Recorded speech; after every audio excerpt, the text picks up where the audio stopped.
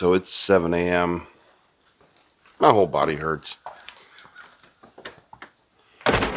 And I got to go out and pump sap from the new sugar bush over to the releaser. Can't quite see the level sensor's just not working on that tank. So I got to fiddle with that thing. And then I got a leak on our ravine line, which is the worst line to try to repair. So Charlie and I are heading out. All right, so the mule did make it in the snow. There's only a couple spots I had to back up and keep going, but tank is not overflowing. Let me turn you around so you can see we're close, but we are not overflowing yet.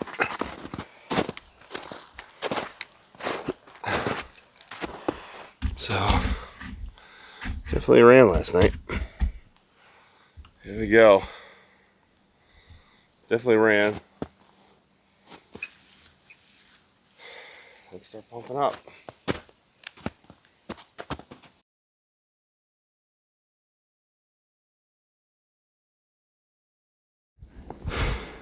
So I'm out here with Charlie. It's probably getting close to 8 a.m. and I'm just chasing down leaks. Charlie's out here. Say hi, Charlie. He's a good dog.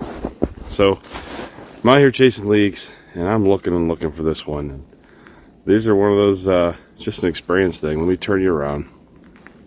I can go to this saddle, and it sounds like this saddle is making noise. Because it is. It actually is. There's wind that's coming in through this 5/16 line, and I walked around, and I said, boy, that tree looked dead. I come around here, looked at this tree, and then look down. I'm losing vacuum through this tree. You can hear it. Stick it right in there for you. And that's where I'm losing vacuum. A significant amount of vacuum in this tree because this bottom is hollow. So that's just an experience thing. You start looking for things for a while, and then you know, once you've eliminated, troubleshoot with your eyes, you start to come up with, man, it's one of my tap holes. So that's where we're at. I'm gonna pull that out. So I'm down here at the pump house, and here's a little pump house. This is where we have our vacuum pump down here. Actually, 15 years ago, I ran power underground from the sugar house down here, and we used to have a tank, mechanical releaser, and we would send vacuum underground, but we actually found it was better to put the vacuum pump down here, because with these 3-phase Atlas Copcos, you don't need as much juice. So the 220 volt we ran underground can run this Atlas Copco and an electric releaser. But it's pretty cool. This is a little creek here. As the snow starts to run off, this is what we get. So Charlie and I need to go walk down this line here, and the underground, the ravine line down there, still have not found the leak. So I have to carefully cross this creek without falling. You ready, Charlie? Let's do it, buddy. Okay, it's raining. It's wet. There's an old logging trail that Charlie and I are walking down, but you have a good shot of the ravine line. I don't know if you can see it. It runs right down through this ravine, and it's not a lot of taps, but it is a pain in the butt. So it is raining. I'm trying to get you guys some cool footage so you can walk a day in my shoes here. Pitter patter.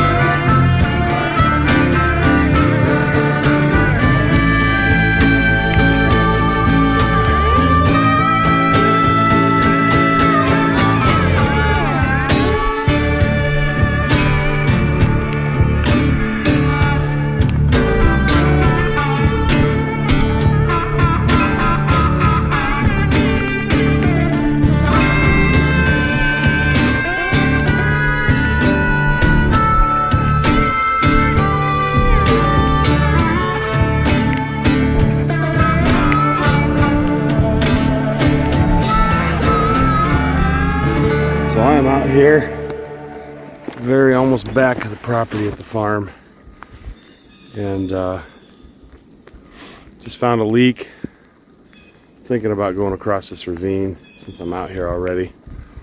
It's going to make it a longer trek back to the mule, but it's better just to get it done. So I'm going to show you this leak I just fixed and how happy this tree is now. Let me show you. I'll turn you around. Excuse me, Charlie. I just put that splice right there. It's a bit steamy this morning. So, let's see if I can get that in. Focused in for you. It's funny, it looks like the air bubble's going in. Well, now she's being shy. Nothing to see here, folks.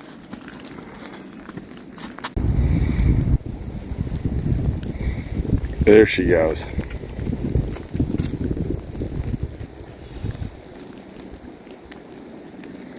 Rain makes them run. So I'm going down to the dock. We have a new filter press that came in. So Zach and I don't have to fight over the filter press. He's got production to run and I got syrup to make, and we have one really nice filter press, and that was frustrating for both of us. So I'm gonna go get the other one, the brand new one. Zach can keep that old one.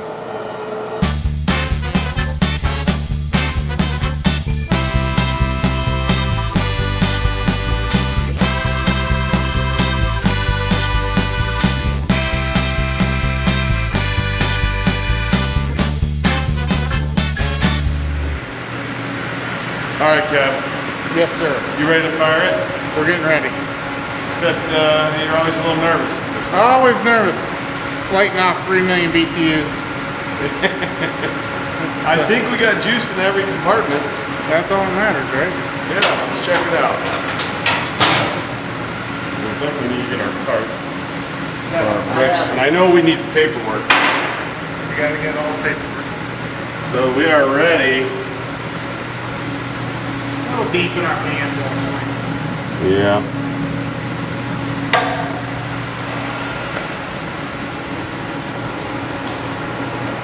We are definitely a little deep in our pan. It's okay. It's all right. Care if I push the buttons? You have the honors. All right. Let's get her fired up. Boil the ear, Kev. We said we'd be done yesterday. Here we are, 6 o'clock. Following day. Here we go. On.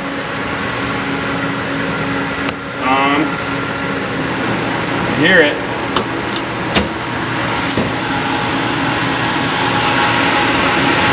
Just a shot inside there.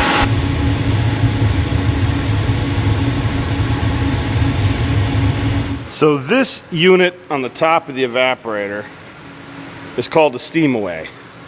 And inside the steam away, I'm gonna stick you right inside, those are flue pipes. And what happens is the steam will actually go inside these pipes and preheat the sap.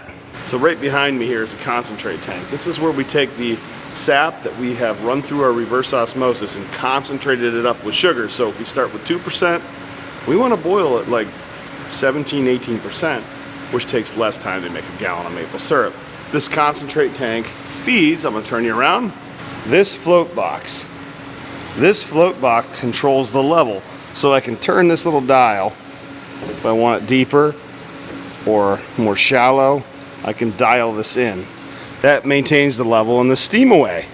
Steam away is a series of stainless steel pipes where the steam from below will go up. It's trapped inside that pipe. What will happen is as the cold sap comes in this holding vessel, it'll cool the steam. These pipes are all at a slope, so they'll actually slope back down and fall down into here, and that's called condensate. Condensate is steam that is from the maple production process. And this thing makes a ton of condensate. This is my organic defoamer that I've put inside my sap to kind of get ready. Sometimes that's something we forget to do at the beginning when we start up, is we forget to put our defoamer in the first thing we put in the evaporator, and then we start up and we get foam. We're like, what the heck happened? This is a flue pan, so I can't really get you a shot of it. There, you can see down there. So what that is a series of flues, and it's corrugated, and it's actually a lot of surface area. If you were to stretch this thing out across this room, it would be almost the length of the room. Every one of those are 11 inches in depth, and the heat, it creates more heat and more transfer surface area. So I'm gonna try to explain this from the concentrate tank, which is this tank above. This is where we put the concentrated sap that comes out of our reverse osmosis, and it flows down through gravity into this float box. This float box has a level control. I can actually adjust the level in that float. But this float box will feed the level in the steam away. I'm gonna hand this up to Kevin. Kevin's gonna stick my phone in a dangerous place here. But inside there's tubes, and the steam rises up through the pan below and goes into those tubes. And those tubes it's like a giant heat exchanger. The tubes are sloped, and the steam will condense on the cold sap and actually flow down that little box. You can't see it, but there's an elbow right there, and all of the steam collects and goes down into a what I call a condensate return for a boiler. But that sap is preheated to 200 degrees. So I'm showing you that we can bring sap in from the woods that, it's 34, 35 degrees. By the time it gets in our facility, it might be 40.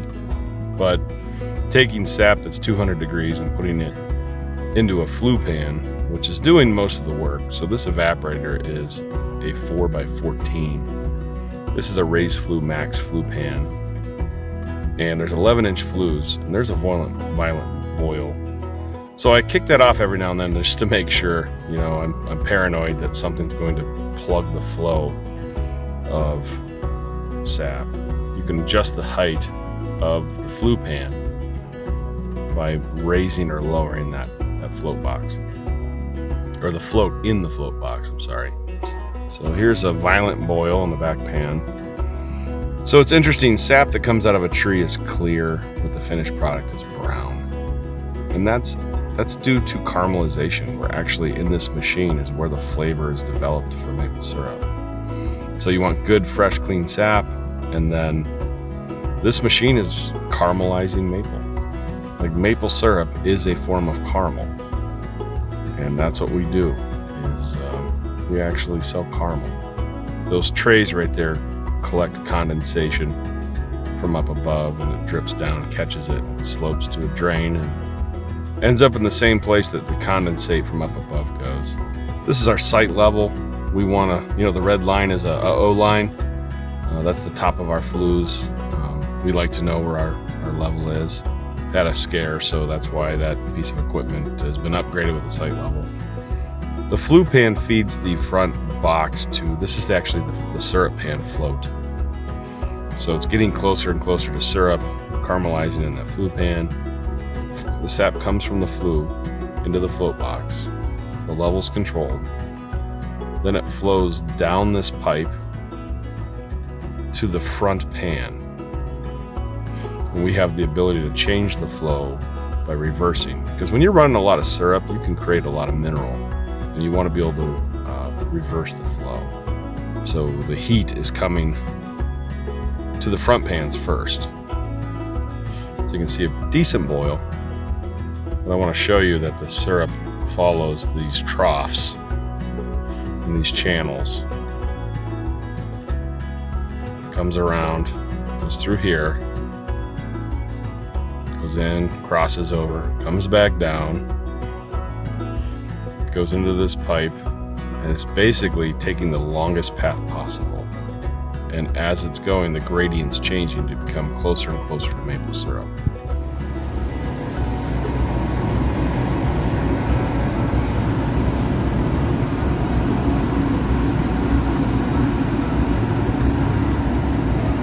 We are making syrup. Turn this, plug this light in for me. There we go. We are making syrup, and I wanted you to see the results from all the work. There's a lot of steps that have gone into this, but for the most part, we chased down leaks. That was the key.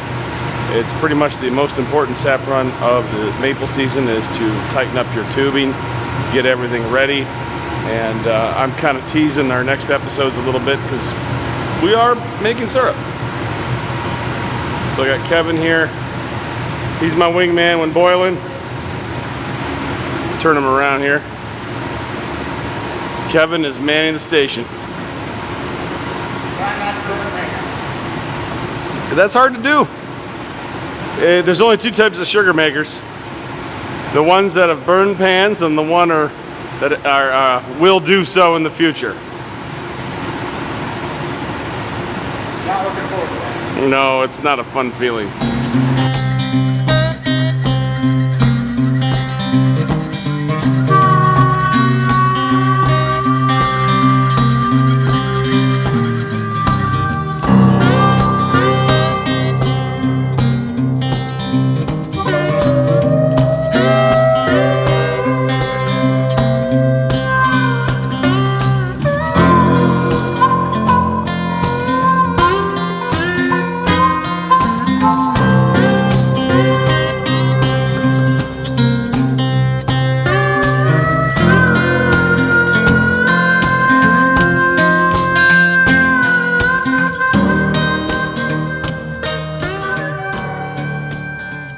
How much syrup did we make tonight, Kev? 0. That was definitely anticlimactic, our whole day. So we're done, and our pans are sweet with less than desirable maple syrup, but does good for hams and bacons and what else, like sauces, good for mustards, but not the greatest syrup for the table or a bourbon barrel. But everybody makes it, and that first run is just not the greatest syrup. You know, you're cleaning your lines out, you're getting the algae out of your lines, and that all gets filtered out, but still, it's not prime flavor. First boil of the year, Kev. Yep, it's good to have it under our belt. Yeah, we're done. So at least we'll be able to use the big filter press. That'd be nice. Instead of playing around with these guys. Cool. I'm gonna put the stacks on and we're done. So I'm just closing up shop. Sorry for the poor lighting, but had to shut some lights off. Got to set the alarm. Got my truck running. Kevin and I made some syrup. Almost. We got the first sap run boiled down. Our pans are sweet. Teasing the next episode a little bit. But I wanted to say, hey, thanks for watching this episode. If you'd like to come to the Maple Madness Tour, it is actually Saturday, March 5th and March 12th, and it is from 10 to 2. Free pancakes. I know we're going to have some sausage there, obviously some pure maple syrup, live music. I'll be giving tours. We have lots of people giving tours. My dad might be here. Lots of people that you see in our channel will be here helping out. It's we've been doing this for 20 years. So information will be in the description down below. Thanks all you Maple heads. We'll see you on Saturday.